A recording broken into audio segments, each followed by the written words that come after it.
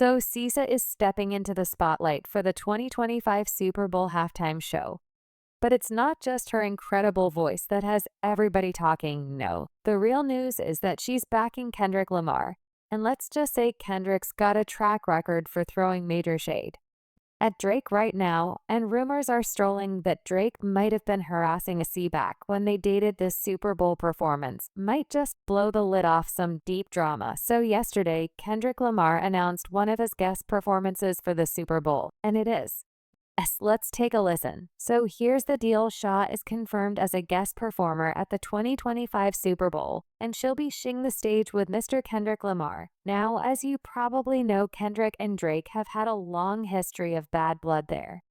Beef has been served to us over the years through diss tracks that shook the industry, and to top it all off, one of those tracks at Kendrick making some serious allegations. Clem Drake might be a you guessed it pedophile, keeping the body emotion getting way up. You know this field a lot bigger than what people think, so that's a must. Exactly. Now I've been thinking about the guest perform, but here's where it gets even spicier, because word on the street is that Kendrick might perform one of those diss tracks during a halftime show. And you know which one we want to hear in front of the whole white world, though. And guess who's standing right beside him backing him up? That's right, Miss SZA. You know the internet's already losing it of a mind over all this. But let's rewind a little bit. Did you know that SZA and Drake actually dated back in the day?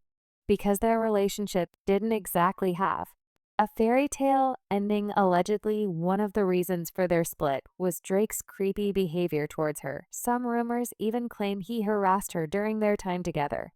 And if that's not enough to make things awkward, SZA's decision to perform with Kendrick Lamar, who's been super vocal about calling Drake out, is only adding more fuel to the fire. People are already speculating that this could be SZA's subtle way of exposing Drake for what he allegedly did to her. And honestly, it's all feeling way too calculated just to be a coincidence. A genius with the genius, Luther, 30 for 30. Like, would you and Kendrick together consider doing a joint album? Like, we would love to see. I would love that. I would love that. But in a new Rolling Stone cover story, SZA opened up about her short-lived fling with Drake back in 2009. And let me tell you, the details she spilled are making everybody side out their history a little bit harder. She described their situationship as childish, saying, "We were really young, it wasn't hot and heavy or anything, it was like youth vibes. It was so childish." Now, if we're digging into the timeline, though Drake first brought up their past in his 2020 collab, Mr. Right Now with 21 Savage, where he rapped, "Yes. Say she went to F to some scissor weight. 'Cause I used to date SZA back in no wait." Well, since later clarified on social media that it was actually in 2009, adding, "I just didn't want anybody thinking anything underage or creepy was happening completely." Innocent lifetimes ag. So it was this boy that I, just like a boy that I liked and I've been seeing, and we had like been kind of talking, and like I wasn't giving him any play because I liked my boyfriend. But wait, y'all, doesn't that sound like she was hinting at something very much something like, why did she feel the need to clarify? Because Drake's innocent rhyme about dating SZA back in 00 wait had her scrambling to make sure people didn't think he crossed any lines. It was given major damage control vibes. And honestly, this might have been a breadcrumb leading us to the bigger picture of Drake's questionable history with young women. Because it was something that I like knew about already. Like, I obviously know that we talked to each other when I was a lot younger and when he was a lot younger, and like. Well, Drake has been called out multiple times for behavior that people have labeled creepy. For example, remember that infamous concert moment where he had brought a 17-year-old girl on stage? He started complimenting her, saying things like, "I can't go to jail yet, man," and even kissed her on the cheek. The audience was uncomfortable for her, and clips of that moment still circulate as proof of his sketchy antics. Y'all gonna have me get carried away again. I get in trouble for it's not only you.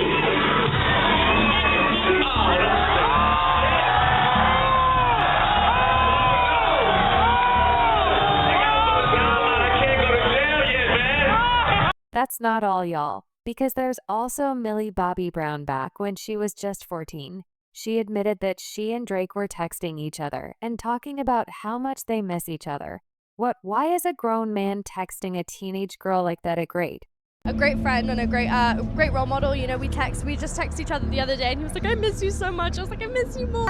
About boys, he helps me. What? Yeah, he's great. He's wonderful. I love him. What's his advice with boys? You know, that stays in the text messages. These incidents have made the internet question Drake's pattern of behavior, with Kendrick already labeling him as someone who likes them young in his tracks. They starting to feel like these accusations aren't just baseless rumors, because ads say his past with him into the mix, and it's no wonder.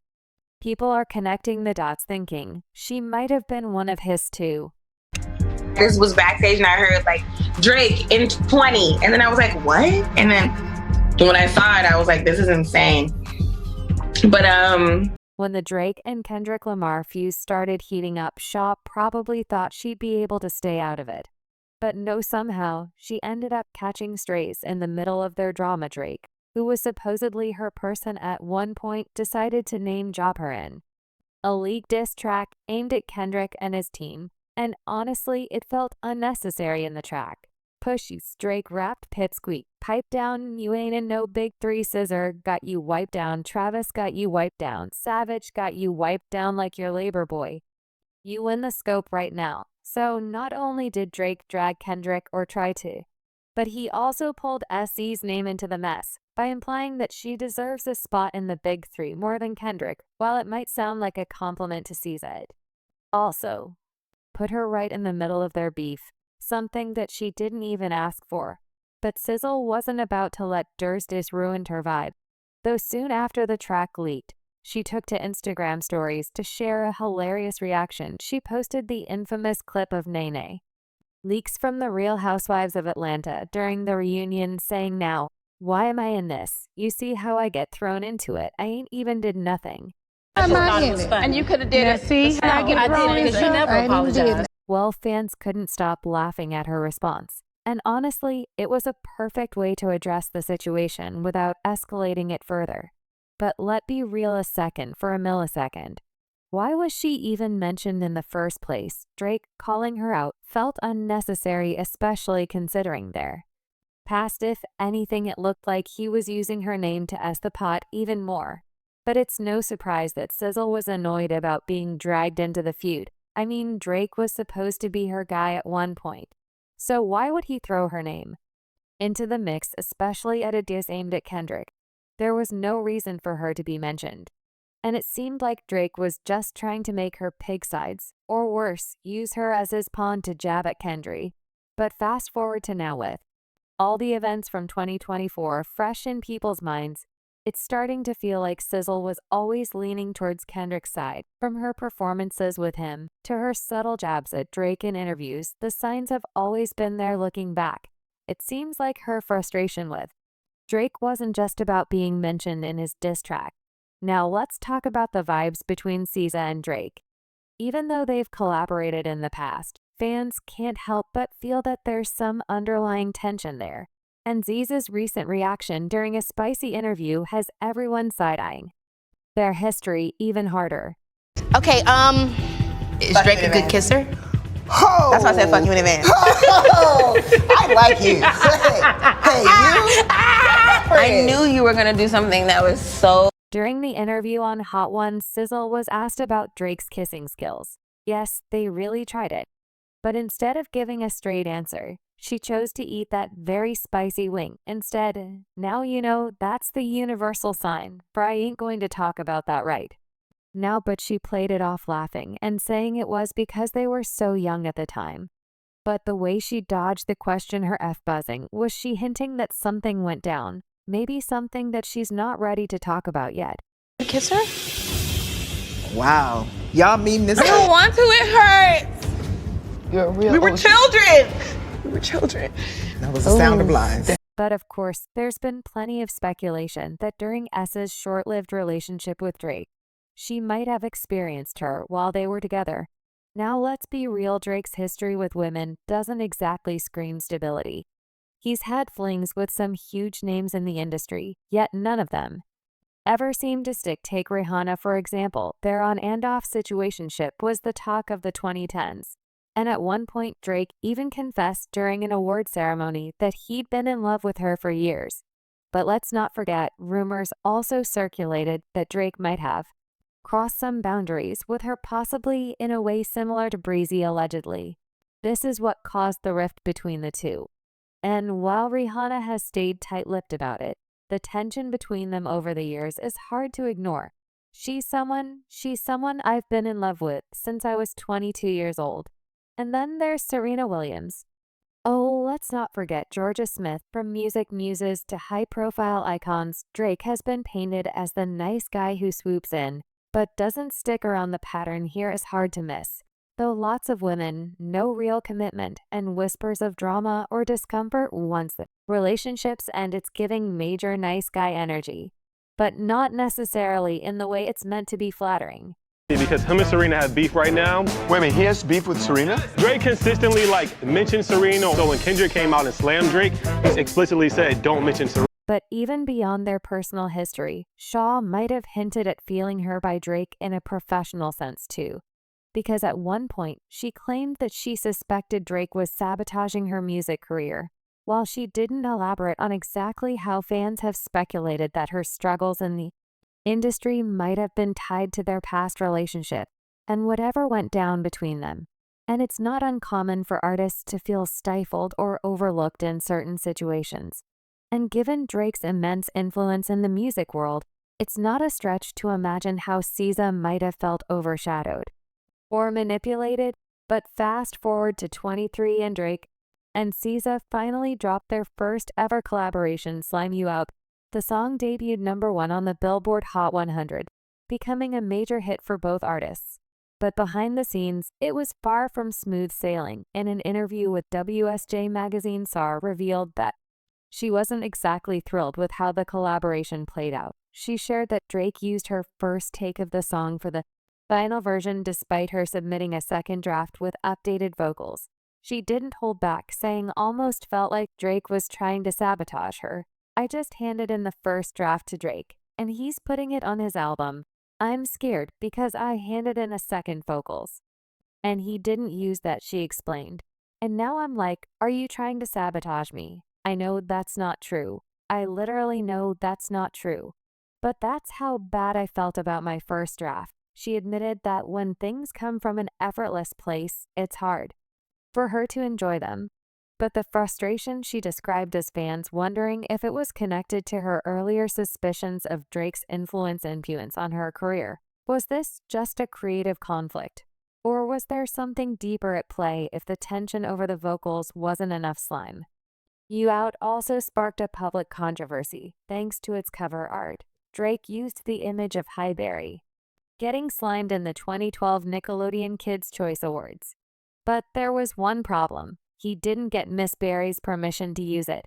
And Halberry was not happy, and she made it known. She posted a cryptic message on Instagram that read, "Sometimes you have to be the bee, a guy even if you're a woman." Later, when asked directly about the situation, she revealed her disappointment, saying, "Drake didn't get my permission. That's not cool. I thought better of him." In response to a comment, High added, "When people you admire disappoint you, you have to be the bigger person to move on." Well, fans couldn't help but feel like that last comment was a subtle jab at Drake. Clearly she felt betrayed, and her words made it obvious that she didn't appreciate being blindsided like that.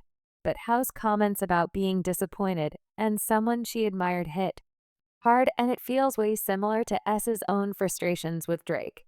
Whether it's over their collaboration or her career as a whole, there's a clear sense that SZA trusted Drake at one point, only to feel let down by his actions. Well, let's not forget they were romantically involved at one point. That makes everything even messier. Fans are now questioning if this pattern, Drake doing things his way without considering the feelings or input of the woman involved, might be a part of a larger issue. Whether it's cis vocals, Highberry's photo, or even his previous relationships, Drake's actions keep raising red flags, and it's not looking good. But here's where things get really interesting, because Ja actually sat down an interview Kendrick Lamar for the Harper's Bazaar 2024 November Voices issue. Let's just say they weren't holding back, because Kendrick used the moment to reflect on his diss track aimed at Drake, and his words were loaded with meaning. When Shaw asked Kendrick about his perspective, he explained that he doesn't see himself as an angry person, but believes in the balance between love and war. He said, "I don't believe I'm an angry person, but I do believe in love and war, and I believe they both need to exist. My awareness of that allows me to react to things, but not identify with them as who I am." It was like he was saying, "I'll stand my ground when I need to, but I'm not just out here beefing for the sake of it." And honestly, that sounds like a subtle way of justifying his diss tracks against drag. Kendrick was standing on big business, and he wasn't just throwing shade for no reason. He was standing on his principles. But when they got to discussing this song, they not like us. Kendrick explained what that phrase means to him. He said, "Not like us is the energy of who I am, the type of man I represent. Now, if you identify with the man that I represent, this man has morals. He has values. He believes in something. He stands on something." In other words, Kendrick was drawing a line between himself and people who in his eyes lack integrity or don't live up to the certain standards. He added, "He's a man who can recognize his mistakes, not be afraid to share them, and can dig deep into fear-based ideologies or experiences to express them without feeling like he's less of a man." So it's hard not to feel that Kendrick was taking subtle shots at Drake, while explaining the whole not pandering line definitely felt like a jab. And let's be real, SZA didn't exactly disagree from the way the interview went. It was clear that she understood and maybe even supported Kendrick's perspective. Now, given SZA's past experiences with Drake, it's easy to see why she might have been nodding along during this conversation. Kendrick's comments about standing on morals and values could have hit close to home for her, especially if she felt like Drake had let her down personally or professionally. But fans have been quick to point out how comfortable she seemed during the chat. It's like her actions were quietly saying, "Yeah, I see where you're coming from," whether it was from her experience with Drake or her growing alignment with Kendrick. It's become clear whose side she's on in this ongoing drama.